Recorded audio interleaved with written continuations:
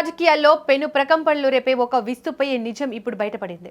ఎన్నికల ఫలితాల తర్వాత విజయ్ నేతృత్వంలోని టీవీకే పార్టీని దెబ్బ కొట్టేందుకు సీఎం స్టాలిన్ ఒక భారీ వ్యూహాన్ని రచించారని, అయితే అది బెడిసి కొట్టడంతోనే సమీకరణాలు పూర్తిగా మారిపోయాయని తెలుస్తోంది.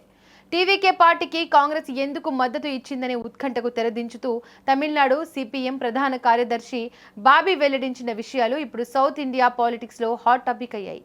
విజయ్ ప్రభుత్వాన్ని అడ్డుకోవడానికి స్టాలిన్ ఏకంగా తన బద్ద శత్రువు అన్నా డీఎంకేతో చేతులు కలపాలని చూడడం ఇప్పుడు అందరినీ షాక్ కు గురిచేసింది. తమిళనాడు అసెంబ్లీ ఎన్నికల్లో విజయ్ నేతృత్వంలోని టీవీకే పార్టీ సింగిల్ లార్జెస్ట్ పార్టీగా అవతరించింది. అయితే సొంతగా ప్రభుత్వం ఏర్పాటు చేయడానికి అవసరమైన మ్యాజిక్ ఫిగర్ విజయ్ దగ్గర లేదు. ఇదే సమయంలో డీఎంకే కూటమిలోని పార్టీలు భవిష్యత్తు వ్యూహంపై చర్చించేందుకు స్టాలిన్ ను కలిశాయట.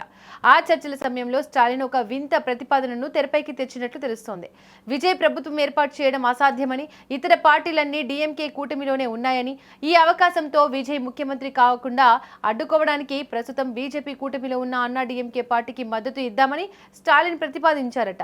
ఇందులో భాగంగానే అన్నా డీఎంకే అధినేత పళనిస్వామిని ముఖ్యమంత్రిని చేసి డీఎంకే కూటమి బయట నుంచి మద్దతు ఇవ్వాలని ఆయన భావించారట. అయితే స్టాలిన్ వేసిన ఈ ఎత్తుగడను కాంగ్రెస్, కమ్యూనిస్టు పార్టీలు తీవ్రంగా వ్యతిరేకించాయి.